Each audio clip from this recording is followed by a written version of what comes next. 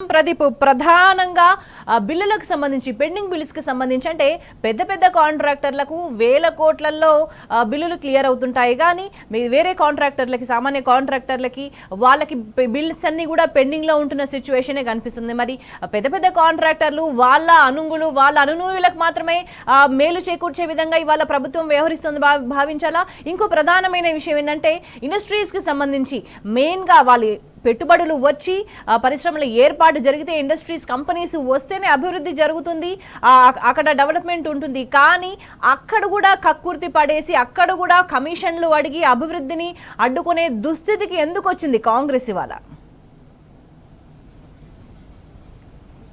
ప్రధానంగా అధిష్టానంకు నిధులు మూటగట్టి పంపడంలో భాగంగానే ఇవన్నీ జరుగుతున్నాయన్నటువంటి చర్చ ఉంది. ముఖ్యంగా మీరు అన్నట్టుగా బడా కాంట్రాక్టర్లకు ఎటువంటి సమస్య లేదు, ఎప్పుడు టోకెన్ జనరేట్ అయితే వెంటనే క్లియర్ అవుతున్నాయన్నటువంటి ఆరోపణలు అయితే ఉన్నాయి.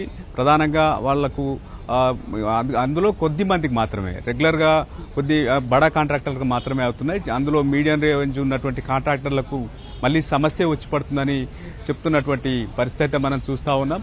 అటు పరిశ్రమల విషయంలో కూడా గతంలో సింగిల్ విండో సిస్టమ్ ఉండేది, కేవలం 15 రోజుల్లోనే అయితే పర్మిషన్లు వచ్చేటువంటి పరిస్థితి, వాళ్ళకే నేరుగా ఒక చిన్న దరఖాస్తు చేస్తే పర్మిషన్లు వచ్చేటువంటి పరిస్థితి అయితే ఉండేది. కానీ ఇప్పుడు ఆ పరిస్థితి లేదు. ప్రతి విషయంలోనూ కమిషన్లకు కక్కుర్తి పడుతున్నారన్నటువంటి ఆరోపణలు ఏ శాఖకు సంబంధించిన మంత్రి ఆ శాఖలో తనకు తెలియకుండా ఏది జరగొద్దని అధికారులకు ఆదేశాలు ఇచ్చారన్నటువంటి ఆరోపణలు అయితే వినిపిస్తున్నాయి. ప్రధానంగా ఉదాహరణకు మున్సిపల్ శాఖకు సంబంధించి అది సింగిల్ విండో సిస్టమ్ ద్వారానే పనులు జరుగుతూ ఉన్నాయి. ఇటు జిల్లాల్లో కూడా ఆ శాఖకు సంబంధించినటువంటి పనులకు సంబంధించి ఇక్కడ ఓకే అంటేనే అక్కడ క్లియర్ అవుతున్నటువంటి పరిస్థితులు అయితే ఉన్నాయన్నటువంటి చర్చ జోరుగా సాగుతూ ఉంది. అటు పరిశ్రమకు సంబంధించినటువంటి అంశంలో కూడా ఇదే రకమైనటువంటి చర్చ జరుగుతూ ఉంది. అటు రెవెన్యూ శాఖలో కూడా ఈ రకమైనటువంటి విమర్శలే వస్తూ ఉన్నాయి. ప్రధానంగా ఏ శాఖకు సంబంధించి ఆ శాఖకు సంబంధించినటువంటి మంత్రులు ఆ రంగాల మీద పట్టు పెంచుకొని ఈ రకంగా ముందుకు పోతా ఉన్నారన్నటువంటి విమర్శలు అయితే ఉన్నాయి. ప్రధానంగా ఏదైతే ఆర్థిక శాఖకు సంబంధించి పెద్ద ఎత్తున ఆరోపణలు అయితే వినిపిస్తున్నటువంటి పరిస్థితి. బడా కాంట్రాక్టర్లకు ఏ చిన్న సమస్య లేకుండా బిల్లులు అవుతా ఉన్నాయి. అయితే అందులో భాగంగా కమిషన్ల పేరుతోనే ఈ పనులు ఏదైతే బిల్లులు క్లియర్ అవుతా ఉన్నాయి అన్నటువంటి